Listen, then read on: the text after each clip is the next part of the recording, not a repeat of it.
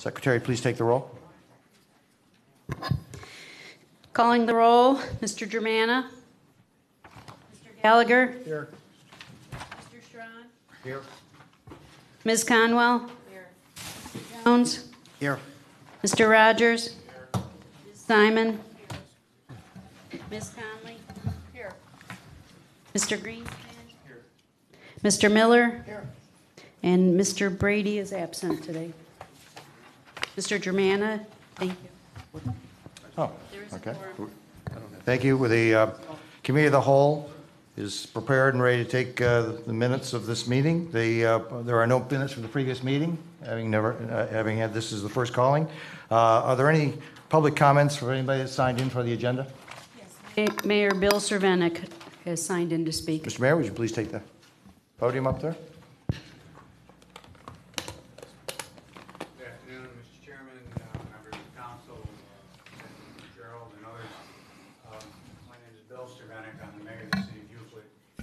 There you go, and I'm also the chairperson of the First Suburbs Consortium of Cuyahoga County, and I know I only have 3 minutes, but I'm looking at today as the beginning of discussions on the distribution method of the casino money that will be given to Cuyahoga County, and not the end.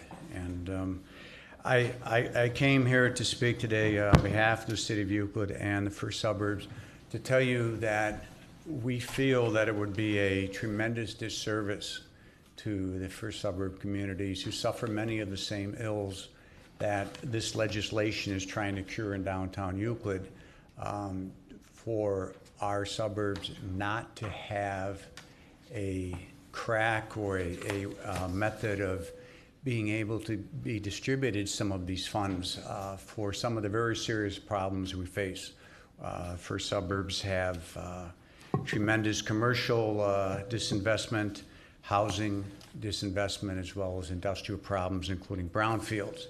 And this funding, which could be estimated at 18 million, possibly more, could go a long way to helping the inner-ring suburbs share in the growth that the city of Cleveland's going to receive as they get their $20+ million of automatic money from the casino, as they reap the benefits of the new employment, the spin-off jobs that will be created. And that's all great, and none of us, I think the inner-ring suburbs mayors understand more than anybody else how the core city is very important to the inner-ring suburbs. But if we don't have an opportunity to receive some of this money for various projects, I'm really afraid what's going to happen is we're going to have a very vibrant downtown, which is good, okay, but we're probably going to have that without all of this county money going to downtown. And then we're going to have this big void, and that big void is going to be our inner ring suburbs. And then the outlying suburbs, that state policy and federal policy has created it very easy to move away from the core city and the inner ring suburbs. We're just going to have this wasteland, which will be cities like Euclid and Cleveland Heights and Maple Heights and Garfield Heights and Warrensville that really could use this funding. I do not propose, as some people felt, that First Suburbs, I personally don't oppose taking this money and dividing it into 11 portions and giving each district the same amount. What I propose is that we do something to the effect that this money is held for suburban use, that we present plans, that we present a project to this council or to the executive, whatever way you feel is best, to give us the opportunity to help with some of the very difficult issues we have in our community. I think the county executive has done a tremendous job in creating not only the $100 million fund for economic development, but actually getting another $100 million in private money, and we will be able to tap into some of that. But I think we also need the opportunity to tap into some of this county allocation from the gambling revenues. So again, I say, you need to realize 37% of the Cuyahoga population is in the first suburbs. 27% is in the city of Cleveland. And I think that means my time is up, and I will respect that. But again, I'm glad to know that today is just the beginning of talks, and I certainly hope we have the opportunity to sit down with this council and to discuss truly the needs of the inner ring suburbs and how this money can help us. Thank you, Mr. Mayor. Thank you very much. Is there anyone else signed in? Mr. Chairman, no one else has signed in. Okay. Item 4 on the agenda. You can read it in the record. The matter referred to committee is ordinance number 2012-0011, an ordinance establishing an economic development fund for the purpose of collecting and expending proceeds from gross casino revenues and declaring the necessity that this ordinance become immediately effective. I wish to take a few minutes myself just to thank Council President Connolly for allowing me to be the chair, seeing this issue as one which related to economic development. And so I am pleased to be chairing this committee of the whole. Today marks an exciting day, I think, in the county. It's a good problem to have in that it'll be our first discussions about the casino revenues. These are new monies that are coming in to the county at some future time.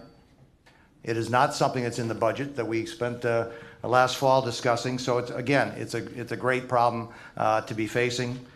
These entertainment dollars will be coming in as any entertainment dollars do, where they are going to have erratic indications whether or not the economy is strong or weak. So as we come into these monies, we ask that everybody looking at this problem be looking at it from that consideration. The money is going to come in from the success of those 1,600 employees working hard over at that casino to do a good job on behalf of this county. And so let's make sure we all remember that that is also the economic driver that's allowing us to have this conversation. The use of those monies to create jobs and to continue that multiplying effort. The ability of to do good things with big ideas, I think, is what we're all here looking at. What are those big ideas? We're all going to be pulled in multiple different directions as the time goes on. I ask that we resist the temptations to try to do something for every good idea that comes at us, because there will be multiple good ideas, many of which will be out there, all of which we cannot achieve. I look forward to hearing the initial thoughts as far as County Executive Ed Fitzgerald as he brings forth his ideas and his visions. And I also believe that Larry Benders, Director of Economic Development, will be here. Just to give you an idea as far as how looking forward to scheduling the meetings. I spoke with Council President Connolly on this. Our next meeting will be set for June 12th at 3 o'clock for anybody who wants to mark that down. So it's going to have a hearing, and I think also Ed Fitzgerald is going to be bringing this up, but Wade Steen will be talking about the flow of how funds will flow into the county as a result of this. I think that we really need to know when that dollar is going through at the Horseshoe, how it will ultimately move to Columbus, how it will then be combined with other casino dollars, how it will then be divided up amongst the state, how it will then be redistributed in its restricted forms to the cities and the counties. And I would encourage my council colleagues to bring forth their ideas by the time we get to June 26th, so we have a time to listen to the county executive's ideas, listen to Wade Steen as far as how the dollars are going to flow and how long it's going to take to get here. And I look forward to hearing our county executive, Ed Fitzgerald, as he brings forth his ideas. Mr. Fitzgerald?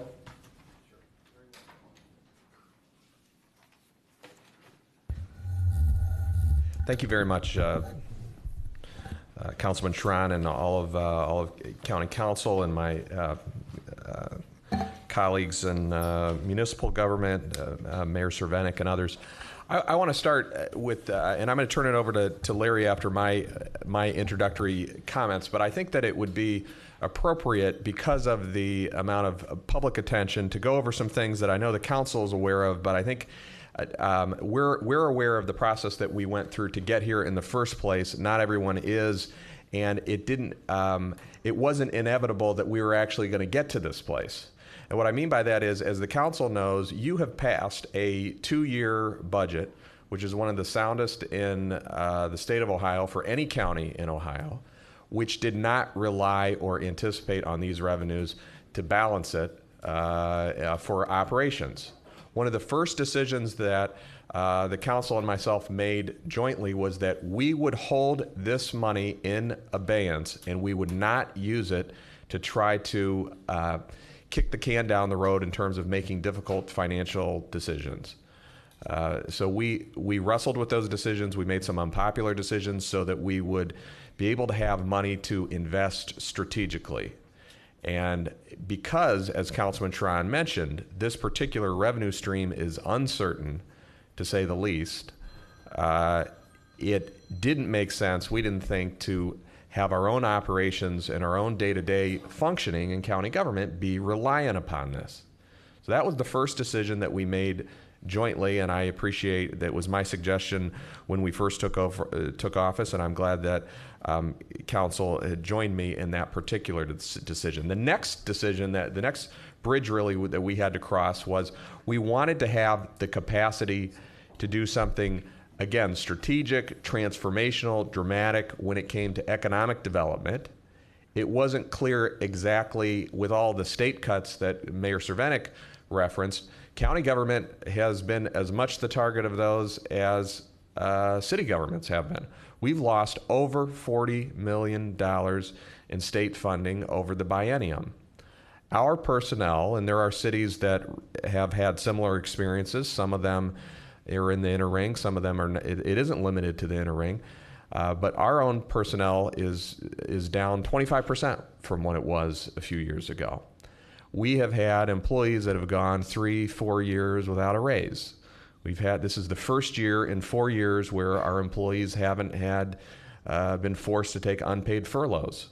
So we are slowly coming out of this. We have a number of human services needs that we're responsible for, that a very strong case could be made that we should have just taken all of this money and reserved it for those purposes and not even talk about giving it for any special project or any city, but just balance our own needs and our own balance sheet.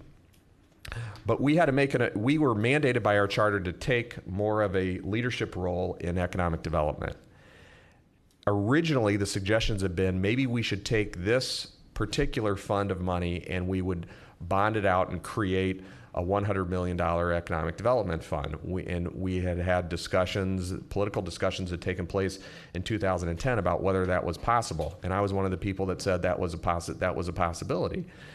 I think we made a wise decision that we could not wait for these casino revenues to create that $100 million fund, because if we had, that fund still would not be in existence. And not everybody, myself included, not everybody had that understanding that the monies were going to take a while before they were actually going to be collected. Another thing that a lot of folks do not realize is we do not collect directly from the operations of the Cleveland casino. All of the various entities that have a share of the casino revenues share jointly between all the casinos. So the rest of the state, we're the first one that's open, but the rest of the state, as it begins to create revenue, the rest of the state draws from that too, or all the other governmental bodies that are entitled under the formula. So even though Columbus, for instance, which is going to be the last one, is going to be open, Columbus's casino isn't going to be open until sometime in 2013. But their entities are going to start collecting the funds that are all going to go into one pot. What does that mean? That means that the $18 million that Mayor Cervenik referenced is really, to be quite frank, is nowhere in sight right now. And I am going to have our fiscal officer, Wade Steen, come and talk about that at your next meeting to talk about, as far as we can tell, what is the revenue, when is the revenue stream going to start to be realized? The exact scale of the revenue stream is almost impossible to predict. There's some forecasts, but it wouldn't be, in our opinion, it wouldn't have been an appropriate fund for us to defer our economic development fund for the casino revenues to be realized, because they are uncertain and they are not going to be here anytime, even in this calendar year. So we would have to defer all of that all of our hopes in that particular area. What we did instead, what the council did instead, was you worked with us to make a more efficient operation. We ended up cutting many millions of dollars out of our own operations through reductions in personnel, through efficiencies in contracting, through combination of departments, and that has created the financial capacity then to float a bond, which we are using the proceeds of those efficiencies to create a $100 million economic development fund. Why is that relevant to these discussions? Because there has never, and I can say this quite categorically, there has never been a time in the history of this county government where the county is doing more for our suburban areas. Never. It has never been the case. And we have used first of all, we've taken it on as a mission. We've used the financial capacity and strength that we've managed to create, and we've used it for the benefit of the city of Cleveland, but also the suburban areas and the inner ring suburbs. That has already started to come to pass, and I can give a whole list of things that we've started to do. Some of them, by the way, specifically in the city of Euclid. There's actually not a single suburb that has actually been the beneficiary of more county help in the last year than the city of Euclid, because we've already made a $3 million economic development loan just in the city of Euclid. And if we hadn't made those decisions that we had earlier, these budgetary decisions that were difficult, we wouldn't have had the capacity to do that. We put another $400,000, that was at Lincoln Electric, which was the job retention and creation project. We put another $400,000 in the wind turbine out there. As you all know, another budgetary sacrifice that we made was we cut funds from other departments so that we could have a $1 million law enforcement initiative. So far, and I'm not saying they will never be assigned to the city of Cleveland, but so far that community impact unit has only been assigned to suburban areas. As a matter of fact, only been assigned to inner ring suburbs. So they started out in Warrensville Heights. They had great success, by the way. They have fantastic statistics in terms of how effective they've been. That is an assistance that local police forces never had received, ever, in the history of the county before. They started out in Warrensville Heights, and actually for a 2-week period of time, they are being assigned, coincidentally enough, in Euclid and in Fairview Park. We're not stopping there. We have another inner-ring suburb, the city of Parma. We have a pilot project that we are trying to roll out with IT services, and we're having some very interesting conversations with, for the first time, the county is going to be providing IT services to an inner-ring suburb. We're not stopping with that. With health services, for the first time in the history of the county is partnering with almost all of the inner-ring suburbs and another 10 suburbs on top of it on our health alliance and our healthy living and healthy eating initiatives. The county had never taken that role either. On infrastructure projects, and I know this was a subject of some controversy between the council and myself. We probably could have done a better job communicating it to the council, but for the first time, again, in the history of the county, we decided, because we're doing fairly well because of the budgetary cutting that we did, that we were willing to waive the match on county road construction projects. I can tell you, as a former inner ring suburb mayor, county never did that before. The primary beneficiary of that was the inner ring suburbs. If you looked at where the projects are actually, where those road projects are actually happening, where we're not requiring a local match, most of the beneficiaries of those decisions are inner ring suburbs. That is not to say, by the way, that either Mayor Cervenik or other mayors' appeals to you for help should be ignored or fall on deaf ears or do not have merit. They do have merit. The choices that they have been forced to make are untenable for them, and I understand it. The amount of cuts that have come out of the state have been absolutely devastating for them. And I've had discussions with my own mayor in Lakewood about the very, very difficult choices that they've had to make. And I am extremely sympathetic. What I am saying is we have been able to demonstrate, as I just went through a partial list of what we're doing, how the county is trying to help in additional ways.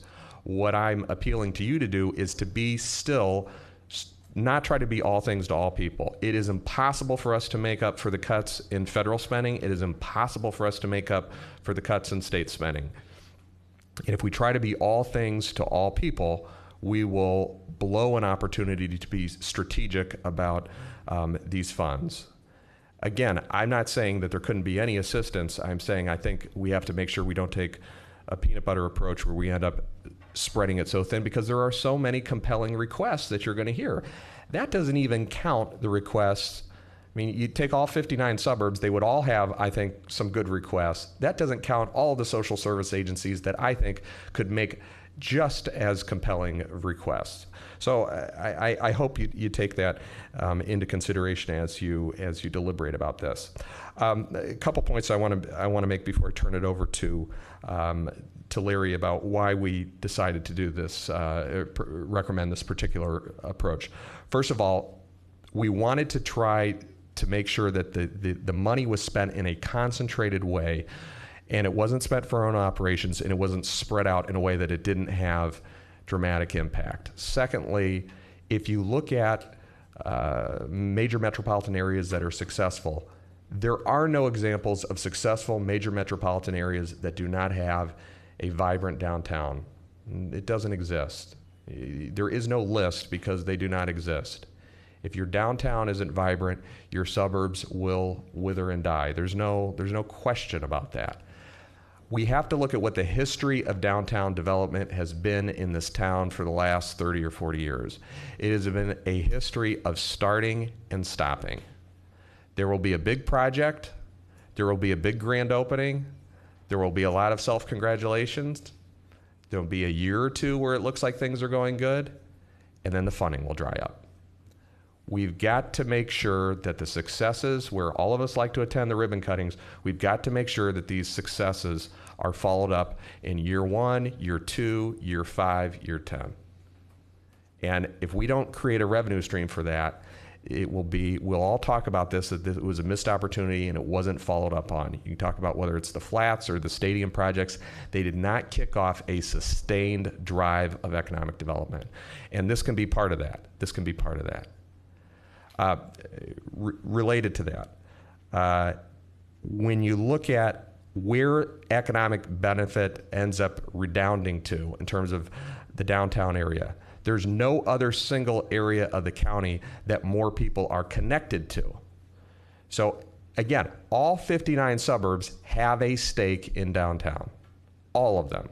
All of them have people that work here. Most of the people that work here, most of the people that spend money downtown, most of them are living in the suburbs. So to make an investment in a vibrant downtown is of benefit for all suburbs, because employment is going to be here and you're going to end up making the suburbs more attractive as a place to live when you have a vibrant downtown. We don't anticipate that this is going to take a new county bureaucracy to disperse this money. And Larry's going to go into, basically, what we'd like to do is use our existing policies and procedures that we worked with you all on the $100 million fund.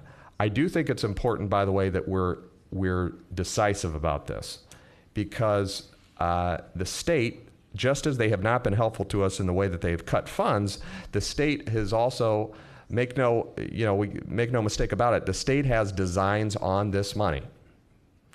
And there have already been some attempts at the state legislative level to look at whether or not they would end up requiring us to spend this money in a way as they see fit.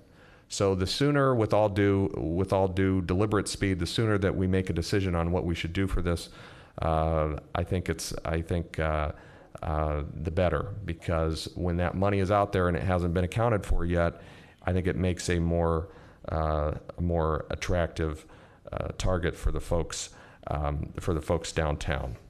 So with that all being said, at this point, I want to turn it over to Larry Benders. He's going to get into a little bit more specifics about the basis of our strategy and how we think that it would be implemented. Larry. Thank you, sir. Thanks, Ed. Larry Benders, the Director of Development. Mr. Chairman, Madam President, it's a pleasure to be here to talk to you today about Ordinance 2012-0011. What I'd like to cover with you, 3 major areas, as Ed has said.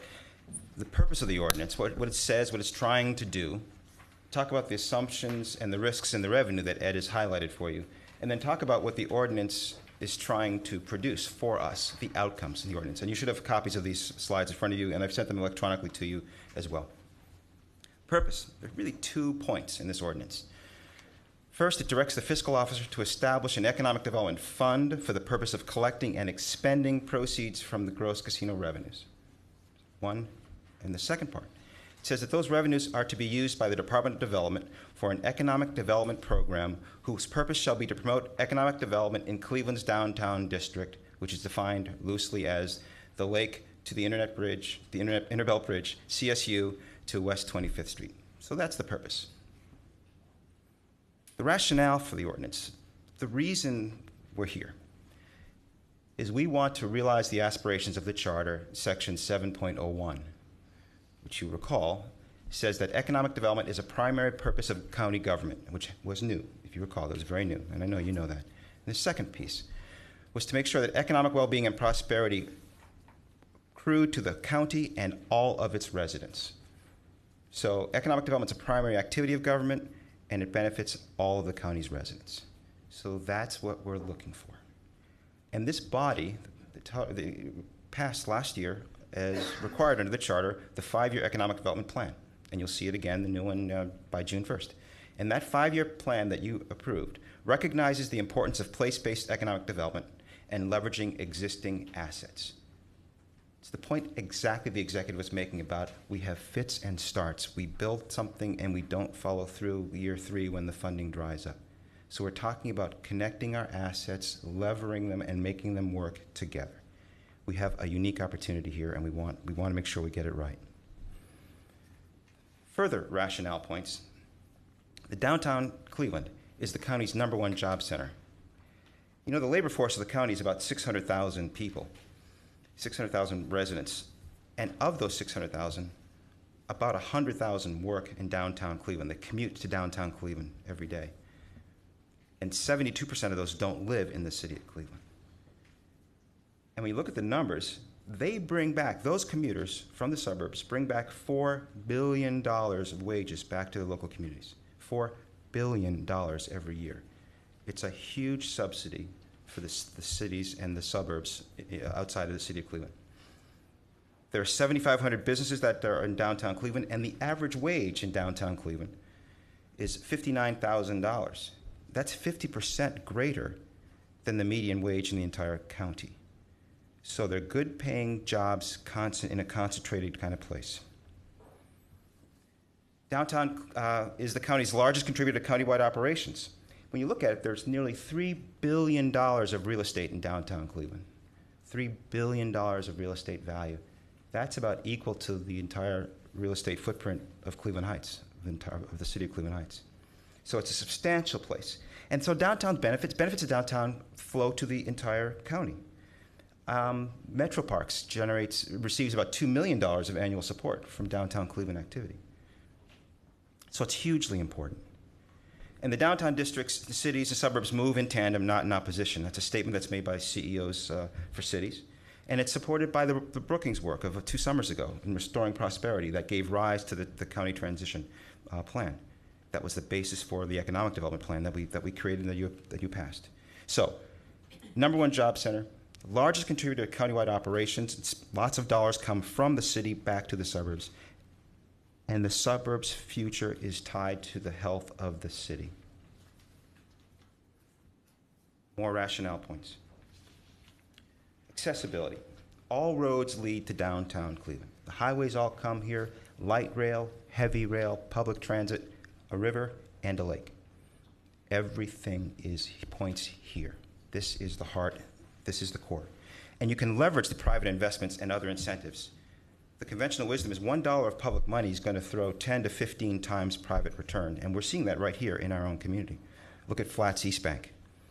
There's about $4 million of combined county sources in that development, which is $500 million, which would not have happened had it not been public investment. So you can see public investment levered dramatically and levered at work. It really, really works. So you try to attract new residents, attract new visitors, And for me, as a former marketing person, recovering marketing person, I should say, you reinvent the brand. Reinvent the brand Cleveland, reinvent the brand Cuyahoga County. Every marketer knows the essence of a good brand is a single-minded benefit, a single-minded thing that they hang their hat on.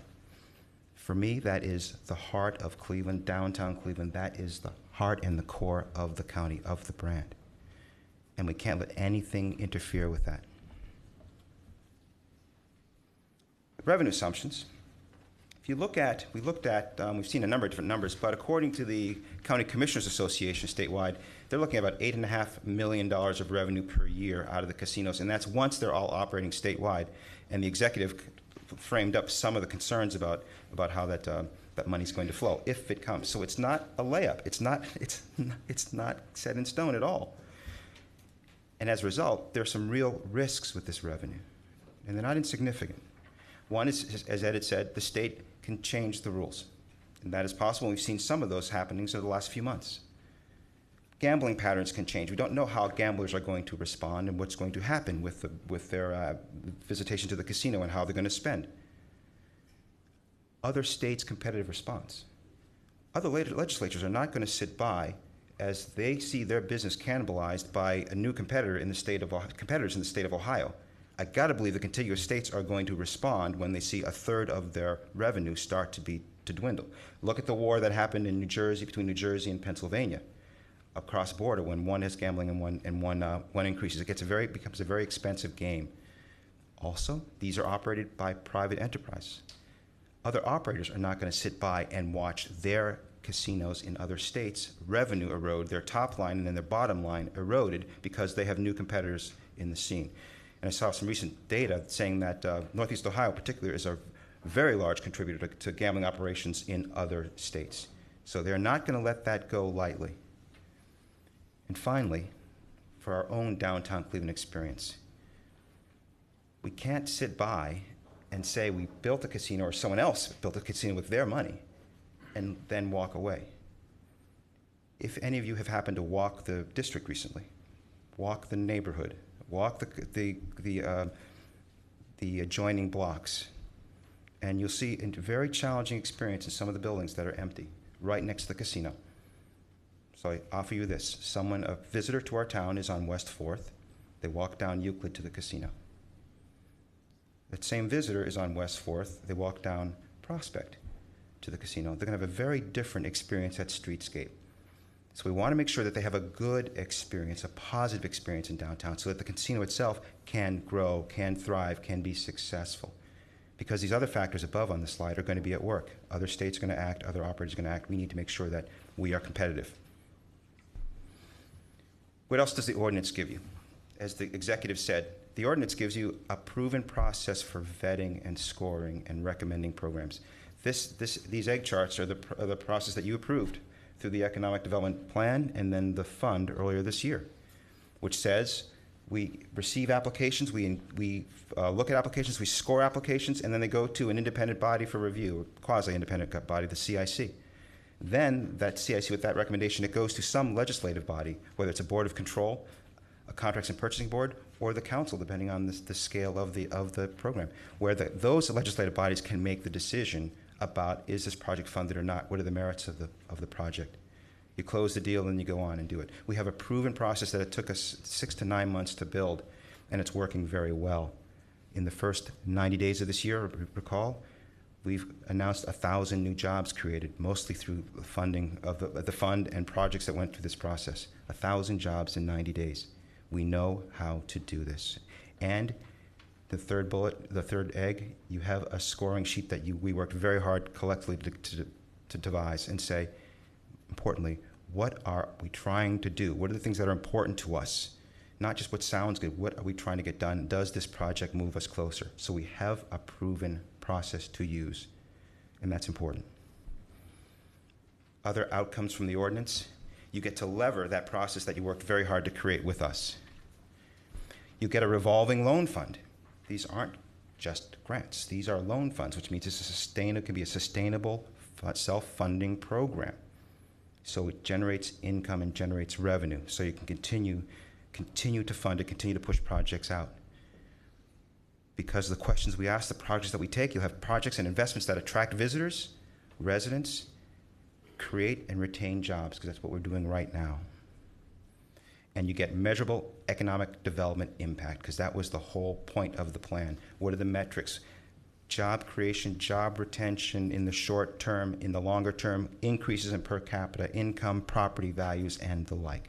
We have a set of metrics in the plan that are important to us. I submit ordinance makes that all available to this casino revenue. And finally, and perhaps most importantly, we realize the aspirations of Charter 7.01, economic prosperity for the county and all of its residents. Council, I ask you to submit to agree the ordinance and move with the executive for swift deliberation. We think it's a very important decision. Thank you very much. Thank you, Mr. Benders and Mr. Fitzgerald. Questions from the council?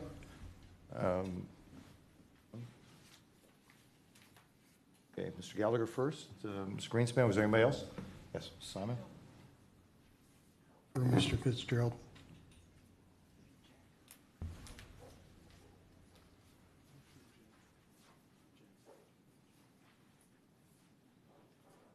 We've had these discussions in the hallway and amongst ourselves, and while we understand that as we casually pass one another. Yeah, you better clarify that. Right. not necessarily needed to be posted. Right. But the big elephant in the room isn't in the room, the city of Cleveland. While we're having these big discussions with all the media here concerned about maybe $8 or maybe $9 million, the city of Cleveland seemingly has moved forward quickly, divvying up their money how I don't know, although I know 15% is being taken out and being put into the various areas of the city that the council people represent. What's the buy-in from the city of Cleveland? Well, we're in a unique relationship with the city of Cleveland because we represent constituents in common, but they're their own entities. And the county never tries to tell any city what their budgetary priorities should be. And we could try to tell them that. I don't know how well received it would be. They had their own deliberative process, and I'm not privy to why all those decisions were made. City of Cleveland is one of the poorest major American cities in the country, and they have a number of pressing needs, from public safety to poverty issues and everything else. And why they made the decisions they made in terms of how they're dividing up their casino money, I think that's for them to make that decision.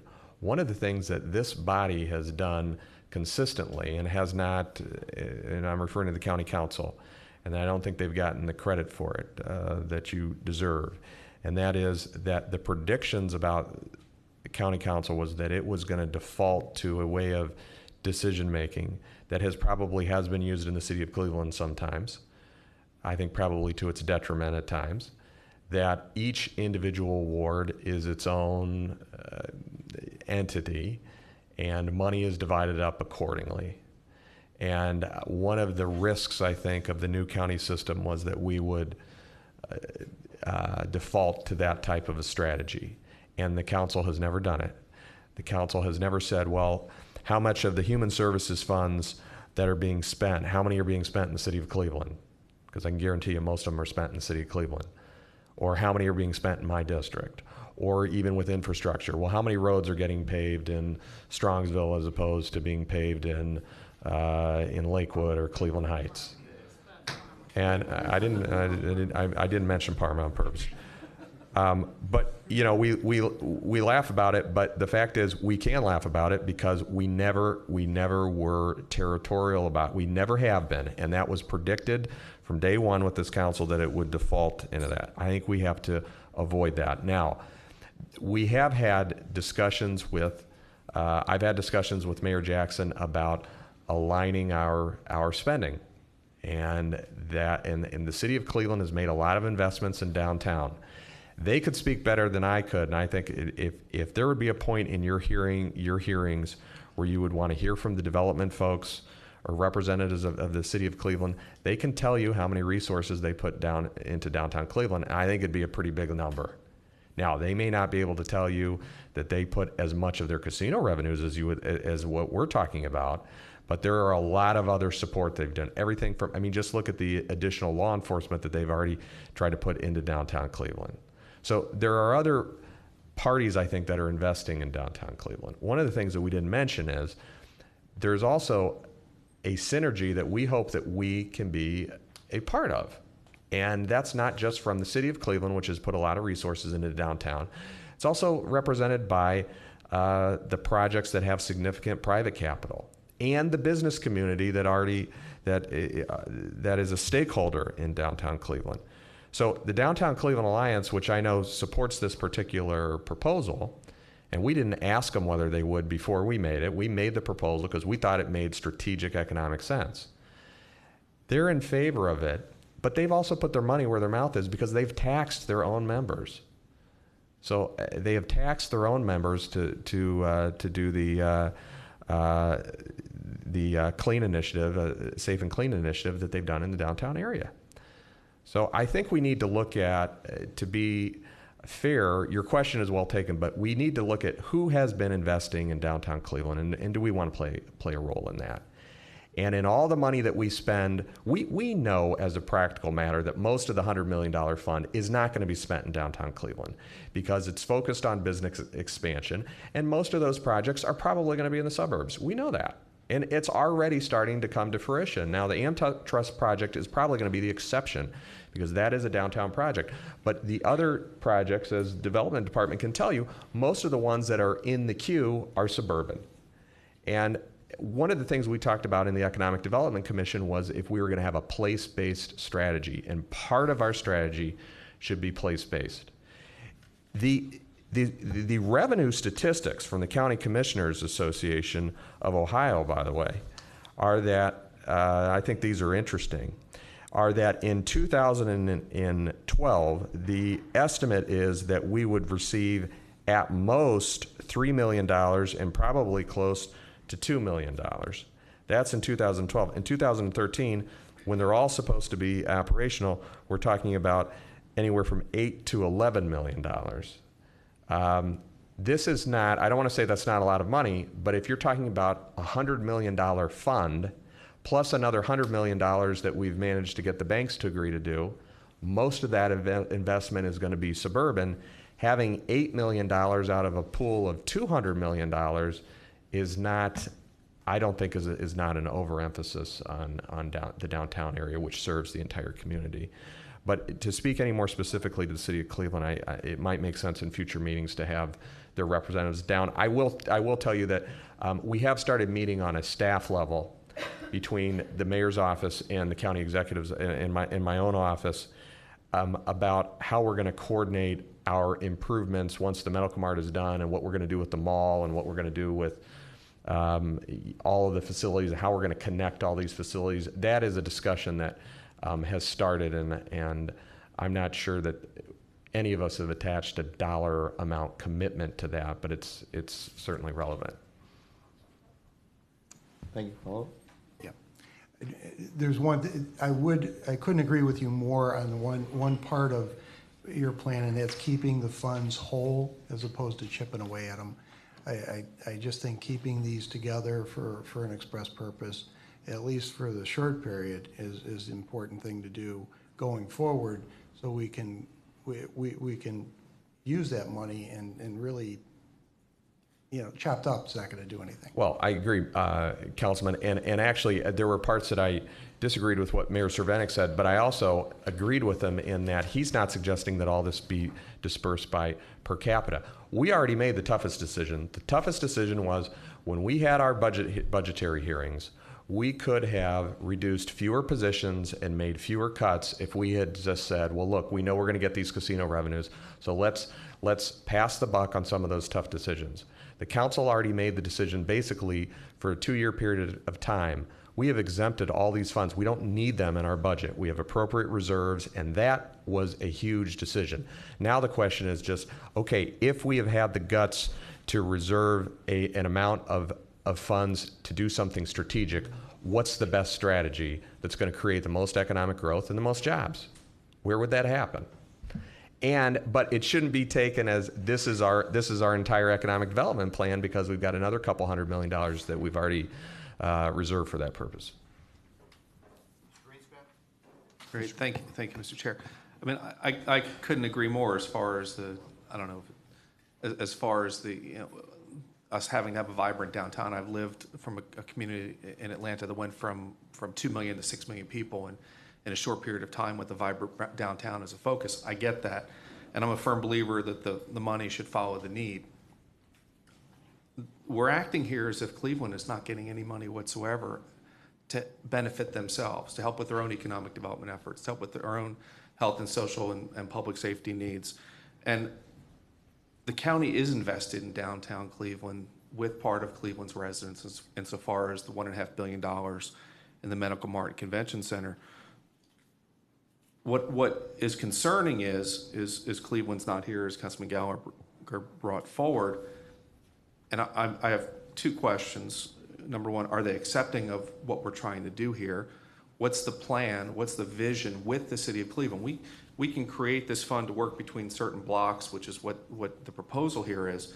But as we've seen, we have to have buy-in locally. We cannot, I don't want to say forced collaboration, but there has to be voluntary collaboration. By them not being here today, and we're offering to provide them $8 to $9 million, it says something to me. So I just want to know what's the plan, what's the vision, and what's the collaboration with the city of Cleveland with this proposal.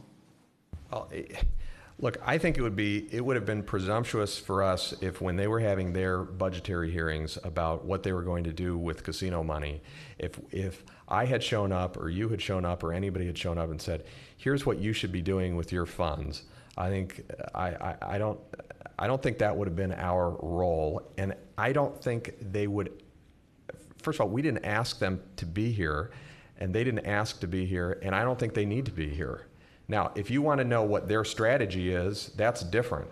But they're not going to presume, and I know Mayor Jackson pretty well, he's not going to presume to tell you how to spend your revenues. Just like he is not going to expect you to tell him how to spend his revenues. Now, so I'm not surprised or offended that they're not here. I never anticipated that they would be here at this stage of the proceedings.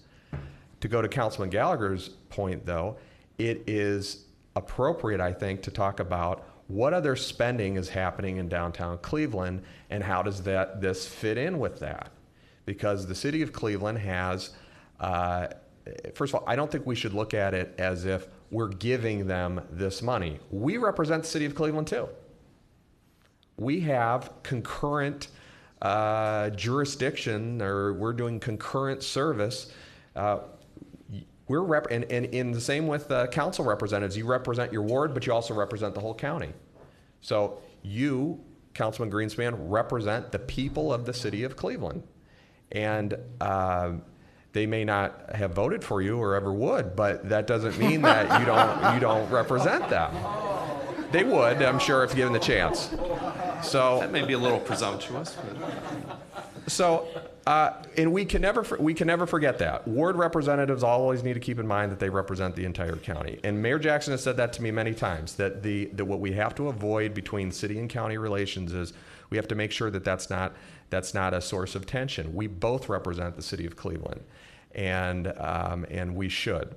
They have done a lot of things for downtown, not just through their casino revenue, and they can talk about that. And if you'd like to hear that from them, I think they'd be happy to give you those details if asked. The other thing is, I'll turn this over to Larry about this, but we're working with the city of Cleveland on a number of economic development projects. I mean, the AmTrust Financial is just one example.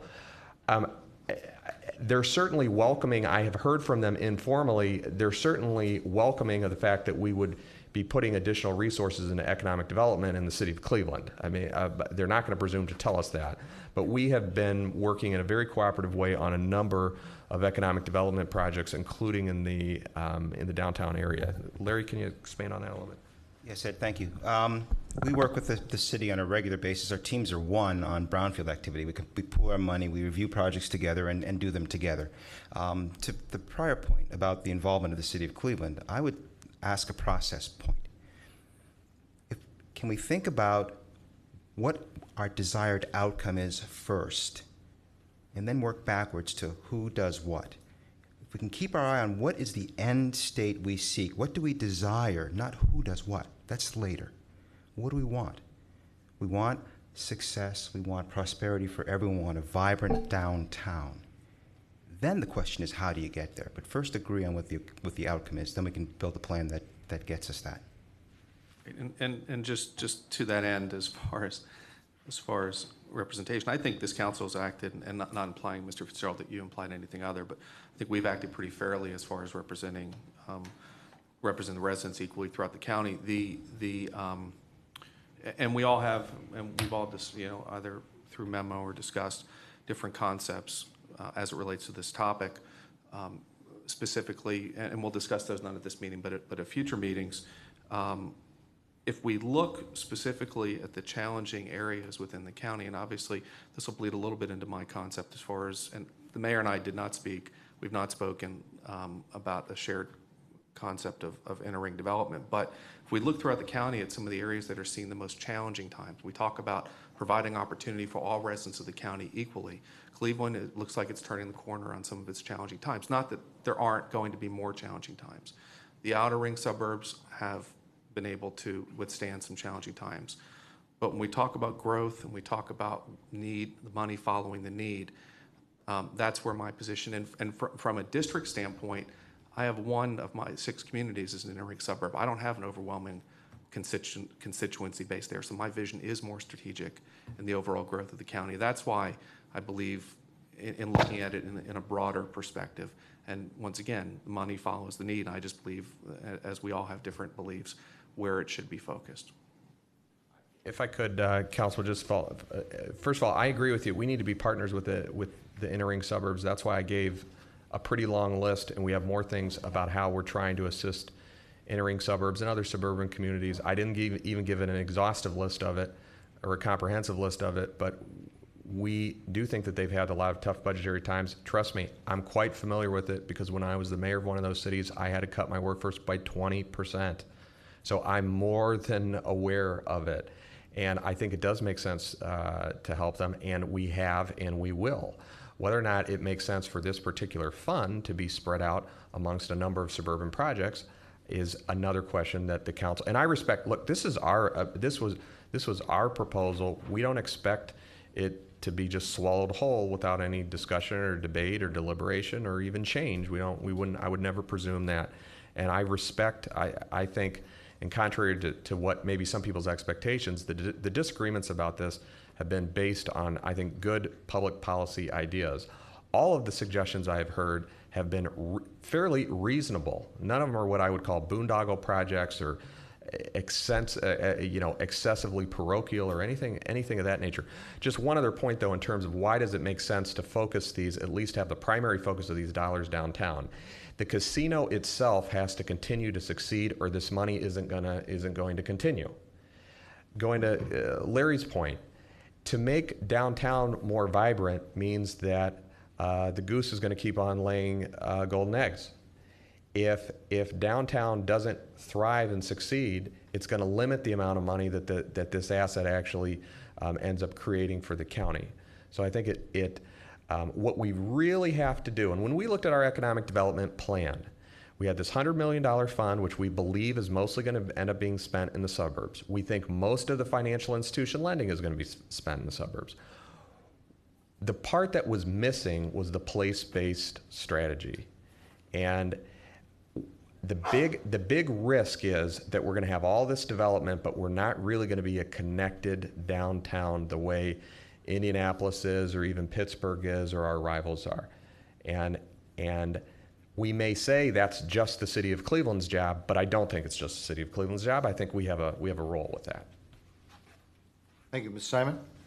Thank you, Mr. Chair. We'll hear it for a first time. Councilman Greenspan and I are actually walking on the same page and thinking the same way in terms of where money follows need. We've stated already the inner-ring suburbs have been hit by a perfect storm. They've been hit by a recession, state cuts, a reduction and elimination of state and other state cuts, reduction in income tax, losing population, losing entitlement status, which is significant. Cleveland Heights, Lakewood, perhaps Euclid.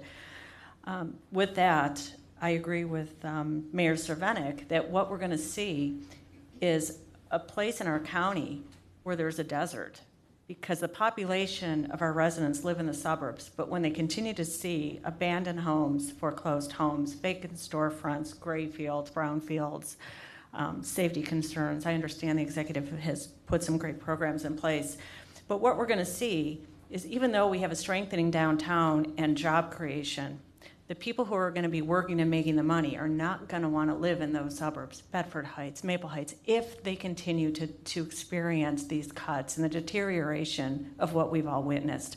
We have to find a way to address that potential desert, and it's not by giving all of the money to the city of Cleveland. Exterior maintenance programs have been cut back, CDBG money, small business loans. The Vision Fund isn't hitting those small businesses. Small communities can't even afford snow plows. So when the snow is piling up, people are not going to want to live there, even though we have a vibrant downtown attracting tourists and residents.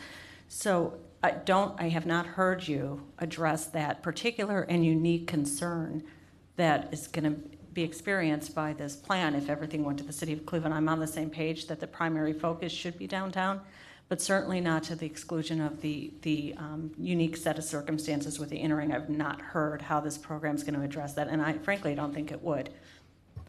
I don't think it would either. I appreciate what you're saying as far as when you said that you agreed that most of the funds should be used downtown.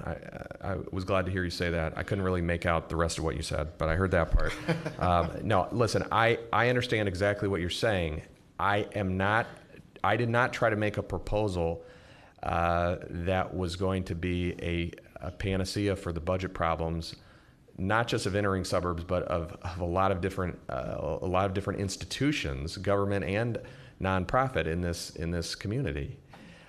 This proposal doesn't solve childhood poverty. It doesn't solve the education gap that we have. It doesn't, particularly in the city of Cleveland or elsewhere, it doesn't solve any number of problems. And in addition to the long list that you mentioned, the state is also, the elimination of the state tax has just aggravated situations.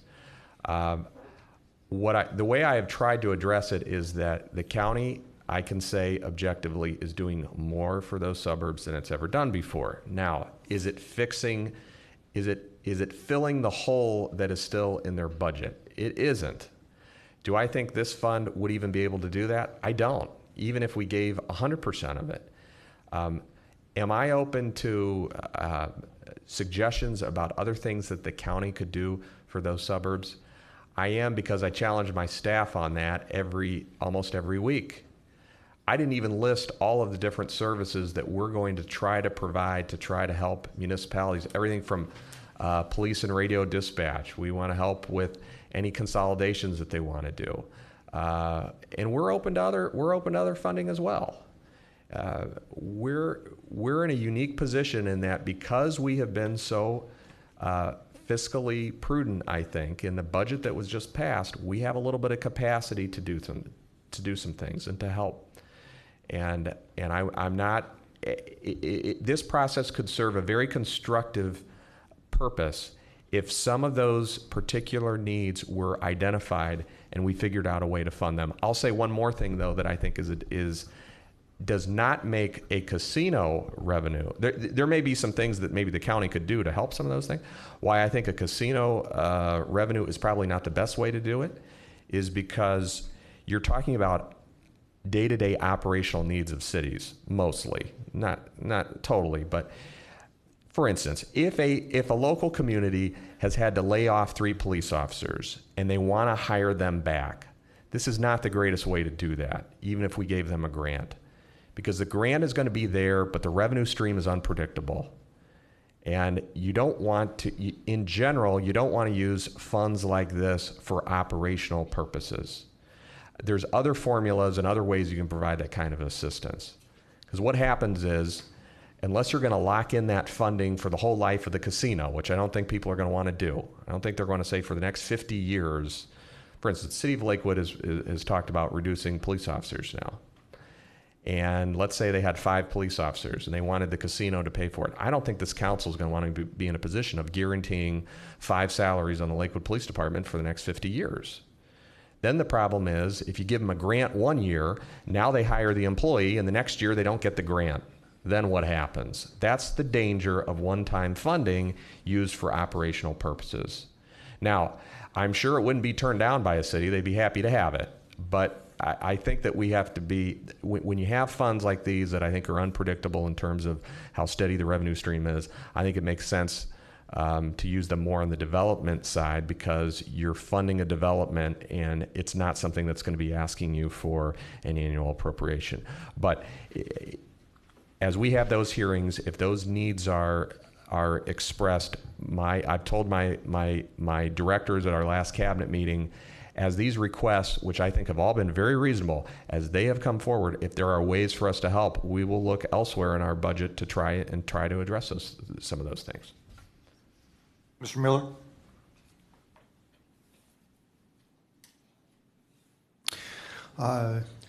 Mr. Chairman, to the executive or the director, can you give us a little more color on how this is going to operate in terms of the selection? Are we talking mostly business projects, or are we talking mostly placemaking, infrastructure type projects?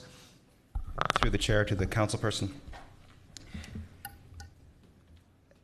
For more color, Mr. Councilman, we don't know the answer to that question yet, but I would posit that we would look for job creation, economic vibrancy, and growth. What projects give us that? Is the considered investment going to yield that particular outcome? And then we'd be interested in it. And in the discrete geography. The same way we've approached the Economic Development Fund in the scoring sheet and said, here are the 11 different areas. When they're all approved, 5 are approved right now through you. There are 11 areas of strategic investment, and then in each of those 11 areas, show us the best projects that can deliver on our outcomes, and that's how we want to operate. Mr. Chairman? Yes, Mr. Miller? Are we anticipating mostly using loans or mostly using grants? And are we giving thought to bonding the casino revenue, or are we planning to use it on a cash basis, figuring that we don't know from year to year what it's going to generate? Through the chair to the councilperson, I believe the executive addressed that question, the second question about bonding earlier. If he didn't, let us redirect. The first question, my hope would be more of a loan program. Grants would not be out of the question, but a loan program, because we want it to be sustainable. We want it to be evergreen and always available in the future as we go forward. I think it'd be difficult to bond it out. I mean, I would probably defer to, and I know we can add that on the list of things that Wade Steen can address. I would probably defer a little bit to our experts in municipal finance. I think it would be, I don't think it'd be impossible, but we'd have to see if whether or not the kind of instability of the revenues lend itself to a bonding out. I don't think that that's impossible.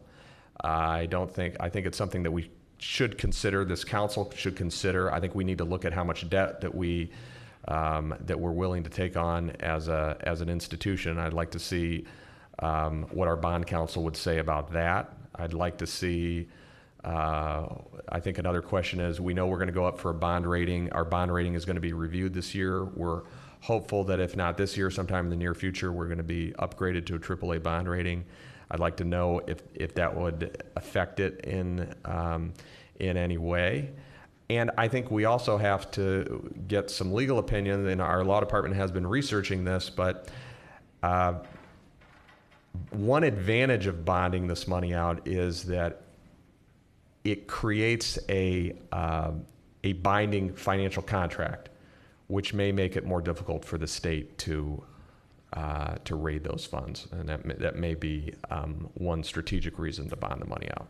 Mr. Miller, on that, we did have a conversation with Mr. Steen, and he is prepared to come next week at least. On that topic. On that topic in 2 weeks, and whether or not you bond all 10 or 11 million, or maybe 5 million of it, and the other portion would be used on a cash basis, you alluded to, he's going to be prepared to discuss that. So we just had a conversation.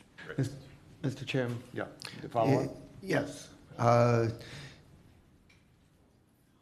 Based on what you're saying, that it may be difficult and or not advisable to bond out this money, and also considering that we don't know where the best opportunities and what the needs of the county are going to be in the future, would there be any merit to allocating the casino money on a 2-year basis based on our budget process, as opposed to doing a permanent fund dedicated forever? I mean, it's just a judgment call from the council if they want to revisit it every 2 years or not. I wouldn't be. I wouldn't want to. I think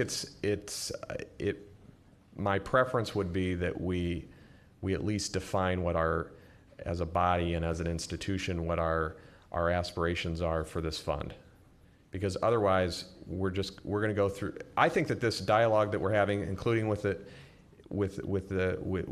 Mayor Cervenik and others, and you're probably not done hearing from folks that will like to share this. I think that's an entirely healthy process, and it's part of the democratic process. And whether or not you want to have that every 2 years, that's something you'll have to decide. I wouldn't be, I'm not that opinionated on the subject, but I think it probably makes sense to at least define the parameters of what we hope to do with it in the long term.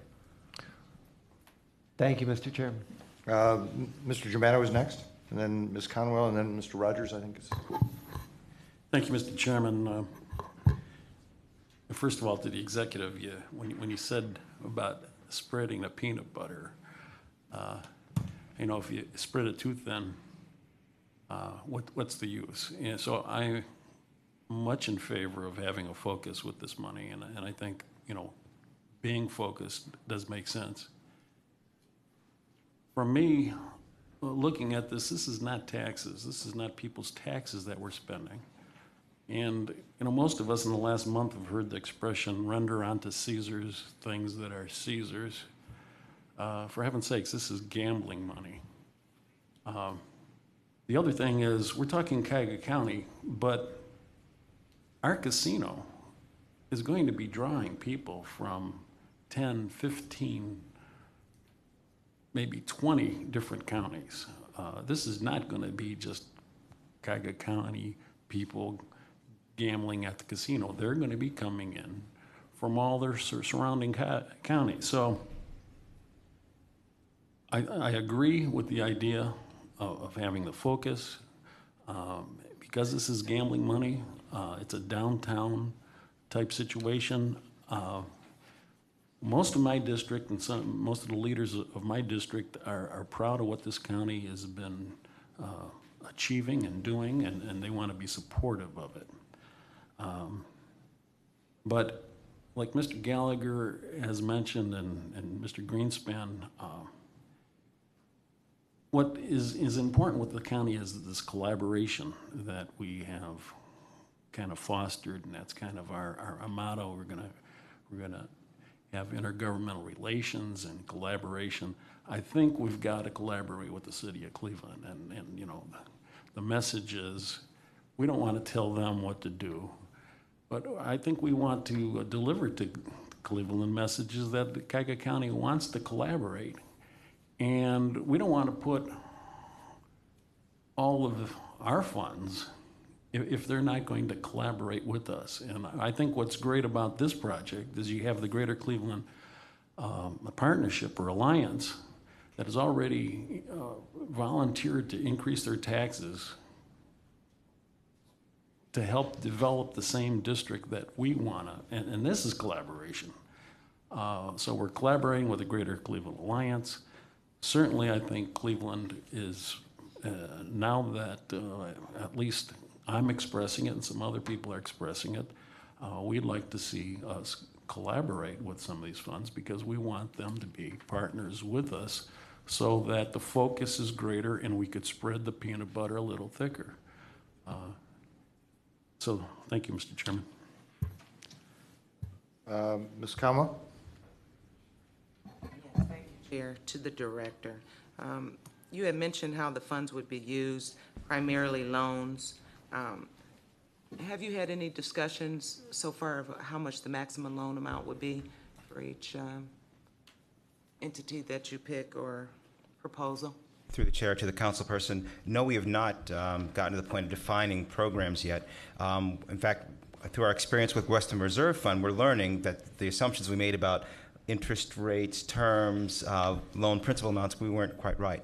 So we want to take a very measured approach and say, what really are we trying to do? What kinds of projects might we see? What are our objectives? And then scale the program to meet those objectives. Is there any sort of development plan for the businesses that correlate with the loans? Or are you still working that out? To the chair, to the councilperson, we're still working it out. We've got a pretty good track record through the first 5 fund verticals that have been approved so far through the fund, and we'll come back to this body and try to make modifications to that. But I think that process will inform the casino revenue process very well, and that's the good news. We have a process in place already, and we have some empirical data about what works well, and what needs to be improved already. So we're way ahead of the game. So the $100 million economic fund, you're going to try to, I guess, mirror that in some way with the casino funds? Through the chair to the councilperson, what we're proposing doing through the ordinance is using the same process, not the fund, the same process for review and approval, and bringing an application to the appropriate body for approval, whether it's the council or board of control. Okay, last point. I would like to suggest to the executive as well as Director Benders, the council possibly being made aware of some of these meetings so we can attend and some of these discussions regarding the proposal and plan as it moves forward. Through the chair, of course. Could you be more specific as to which, are we talking about loans that are going through the $100 million fund currently? Generally, this whole proposal or plan as it moves forward, there's different discussions. What are the loan rates? What businesses or what zip codes are picked? I think council should be made aware of that. Even though we work part-time, some of us can make some of those meetings. Yeah, I envision that the committee of the whole is going to stay on top of this all the way through. And as it unfolded with the $100 million fund, there was little places for Mr. Bender to not bring forth. There was a very conciliatory working process, I think, as we built that, and I think it turned out to be a pretty successful document as we got finished. And the first 3 loans speak to, I think, a pretty successful process. Mr. Chair, if I may, I would completely agree and say we learned, and we came out with a very good process that's pushing out loans and creating jobs. And I would suggest that's at the essence of the recommendation. Use the current process that is in place that we've spent 9 months building, which is quite transparent and public. Doesn't allow the development department to be writing checks. We make recommendations to the appropriate body who then approves a loan. And one of those bodies is council, another is board of control, and the contracts and purchasing board. So those are 3 entities that have public meetings. And this body in the Economic Development Committee, actually, those standards and procedures, and that was all in a conciliatory working method, I think that was added to that program. So I would hope that this committee of the whole will do that same participation as we go through out there. Mr. Rogers? Thank you, Mr. Chairman. To the director, I'm just wondering, in light of the $100 million fund that we currently have up and running, do you envision a scenario where an entity would qualify for a loan from the casino pot of funds and not for the $100 million fund? Through the chair to the council person, I imagine anything is possible. One of the things we found, we call it plumbing in the Department of Development, is we try not to have our customers concerned about what the various funding streams are. We try to match appropriate funding with the need. or if we have to combine or blend programs in order to realize the outcome, get the deal done, we'll do that.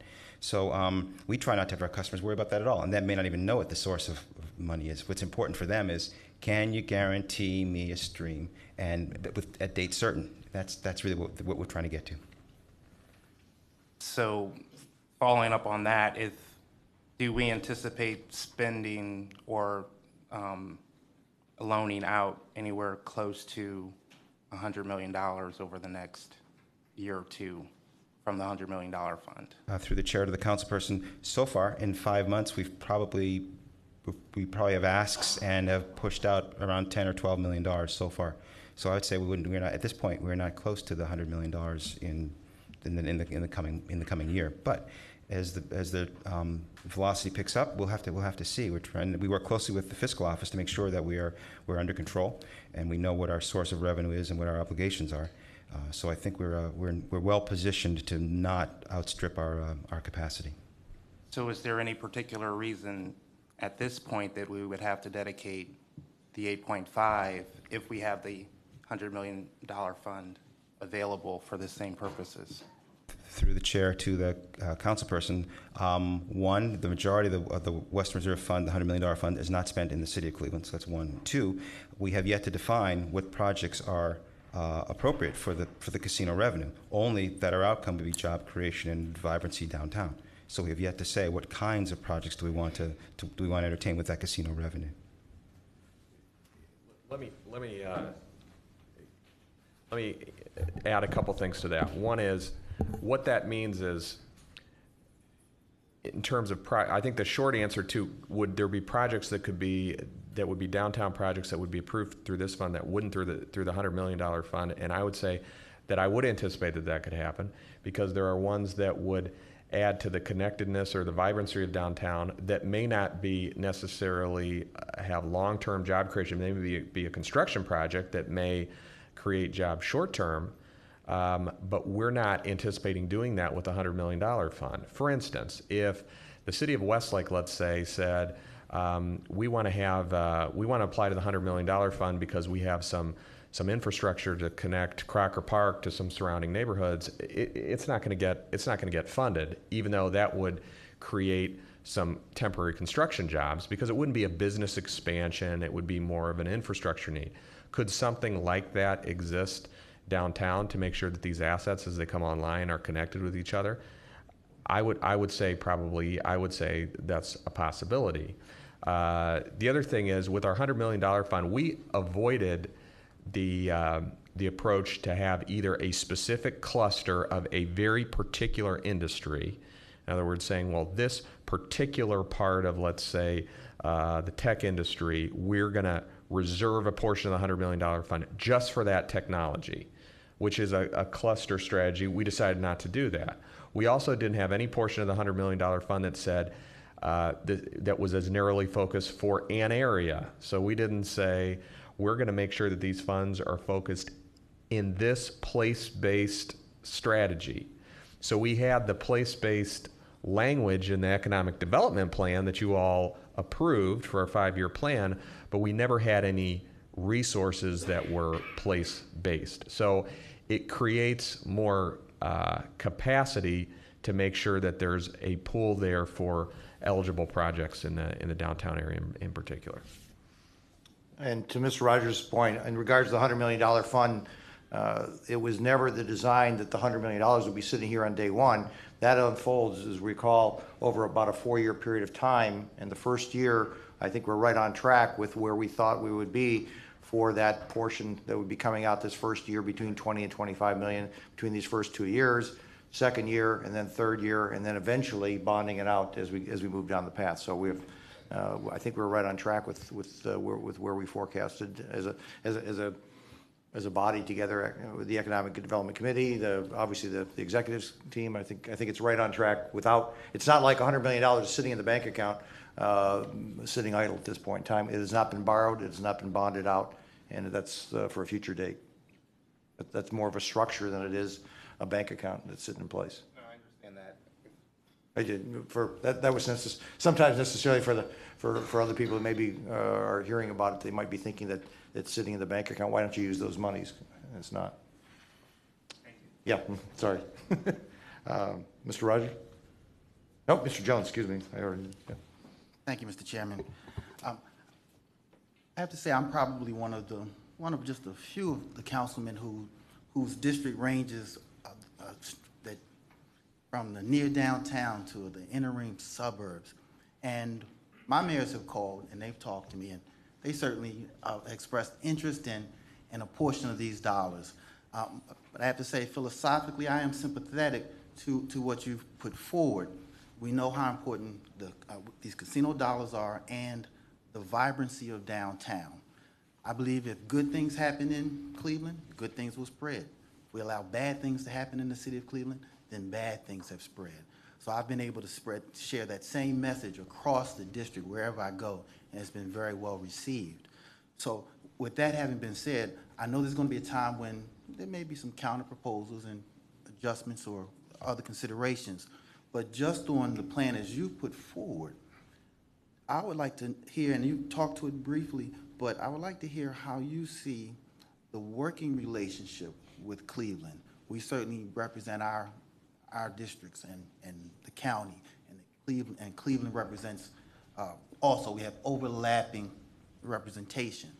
But just tell me again how you see a healthy partnership with Cleveland when it comes to this area, to this issue. Through the chair to the councilperson, on the development side, we have a active, productive relationship with the city of Cleveland. We meet at least on a monthly basis with the deal team, with Jobs Ohio, Downtown Cleveland Partnership, City of Cleveland Development Department, to talk about what are the deals right now, what are the needs that are going on in our community. We anticipate with this project we would continue and probably accelerate that conversation and dialogue to say, what are we trying to get done? And how do we combine our resources? What are the various revenue streams that are available, funding streams that are available? Who can do this deal? Who can step in? What's the appropriate role for the state, for the county, for the city of Cleveland? So we have a very good foundation, and all the deals that you've heard about have been partnered with the city of Cleveland. The city of Cleveland, we've been in with the city of Cleveland for many, many months. Councilman, I just add that I think our relationship with the city of Cleveland is evolving and it's still being defined, and this council is going to help define it. And you all have individual relationships with either the mayor or members of council, some of you more than others, but we're still defining that, and whether or not we want to be a partner with them. And they've never dealt with a county government like this before, and I think that it's getting better. The other thing that I would note is, and those of you that have gone to any of the town hall meetings that we have, I talk about how important downtown Cleveland is everywhere I go. It is something that this area, this county suffers from, is that there are suburban communities that don't realize, I don't think sometimes, that they jointly kind of own downtown, and they need to hear that from elected officials, and they haven't heard it enough. But they are connected to what happens downtown. Two other points quickly. One is that if you start, and I understand you do have one of those unique districts that straddles both the city and you have suburban areas. I know the suburban mayors pretty well. If you end up carving out a section of the county and say these suburbs will be helped, I guarantee you the mayors on the other side of that line will be calling the other council representatives right after that, because they have their own struggles. Even communities that we may view as outer ring, that doesn't mean that they don't have some real budgetary challenges or public safety challenges or infrastructure challenges. It doesn't mean they haven't laid off employees or had to raise taxes or had school levies fail.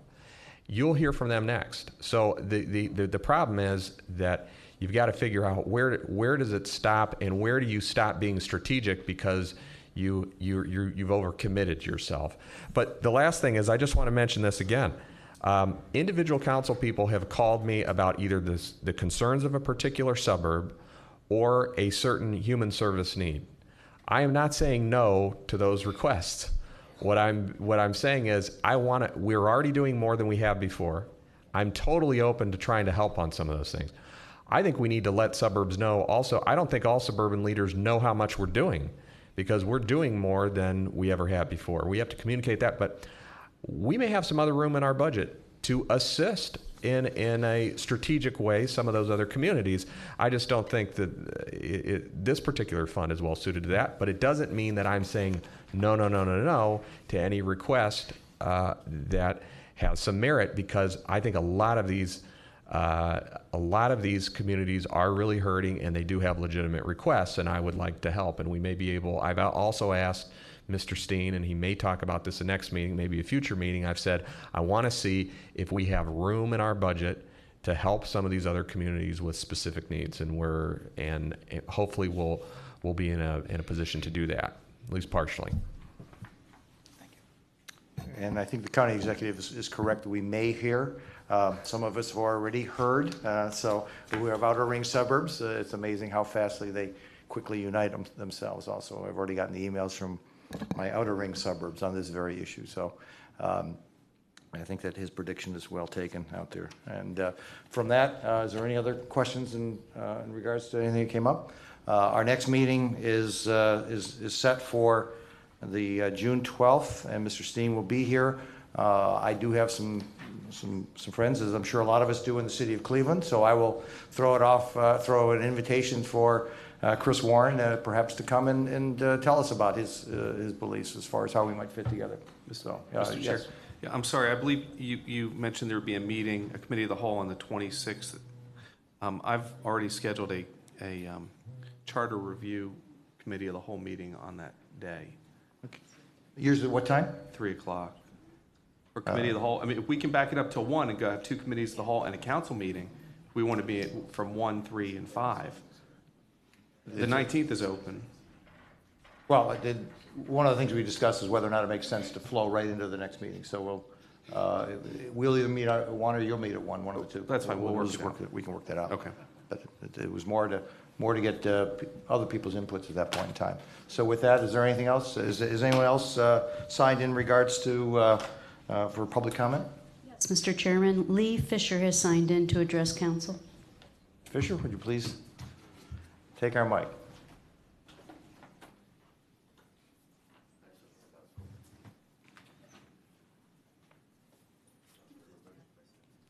Thanks. We'll do the old school board.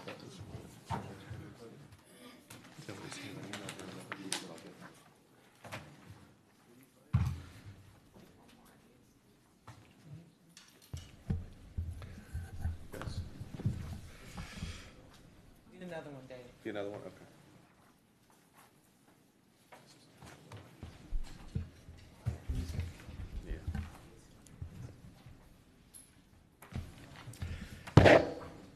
Mr. Chairman, Madam President, I've had the privilege of testifying before legislative bodies for the last 30 years, and I know that when you come near the end, best thing is to dispense with your testimony and see if there are any questions.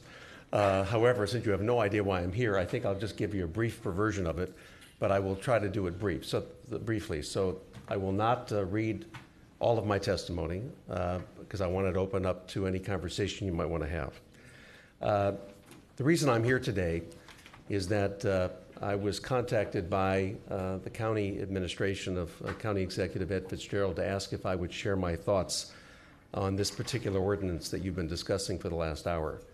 And I said that I would be very happy to do so. And so I'm here today in a variety of different perspectives.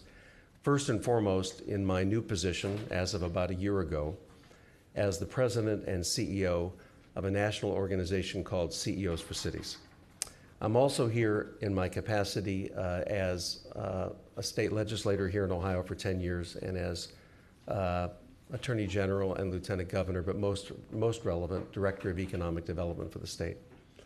And all those experiences shape my thoughts here this afternoon. I would say to you that first, this is my home. It will always be my home, despite the fact that I now have the privilege of running a national organization. I did not move. In fact, one of the conditions of me accepting this position was that I'd be able to open up a Cleveland office and not move. So for the first time in the 12-year history of the organization, we now have an office outside of Chicago and DC, right here in Cleveland at the College of Urban Affairs at Cleveland State University. I don't expect you to know much about CEOs for Cities, maybe not anything, so I'm going to give you the thumbnail version. We're a national organization that was founded 12 years ago by a number of people, 3 of whom you probably have heard of, at least 2 of whom I know you've heard of. One is the former mayor of Chicago, Richard Daley. Second, Paul Grogan, who's the CEO of the Boston Foundation, in a sense the counterpart of Ron Richards here in Cleveland. And third, by Chuck Ratner, who was then the CEO and is now the chairman of Forest City Enterprises. The purpose of the organization is to connect leaders from all the different sectors, from cities and regions all throughout the country, to share the smartest ideas and practices for making cities and regions more economically successful. We do research, we have an action agenda, and we have a knowledge base of good and smart and best ideas for moving cities and regions forward. Even though the name of our organization is CEOs for Cities, there are 2 things I want to clarify. First of all, it's not just business CEOs, it's civic CEOs. So anyone who is committed to the success of their city and their region is eligible to participate, and in fact they do. If you came to one of our national meetings, in fact we just had one where 300 people convened in Cincinnati, does that mean my time limit is up already? Past 3 minutes. If you can maybe, in the spirit of trying to coordinate with other people's times. No, please. No, that's all right. In that case, finish your thoughts and bring them together. In that case, forget all that and let's go right to this. Why don't we go to this? Take a look at this document I gave you. I was hoping that just meant the system was out of order. I had no idea that meant I was done. Okay, go to page 46. And the book that I just gave you is a report that we just released literally last week at our national conference in Cincinnati. It's called City Vitals, and it benchmarks cities and regions' successes. What I was about to say is that even though we're called CEOs, we're not just business CEOs, and even though we're called CEOs for Cities, we're not just cities. We also focus on a region's economic performance, recognizing that cities need regions and regions need cities. But there's no question that our perspective is from the inside out, meaning that we focus primarily on city performance, recognizing full well it affects economic performance of the region. The document that I've just given you benchmarks city and regional success in the 50 largest metro regions in the country. So point out that we actually are looking at regional statistics in this book, not just city statistics.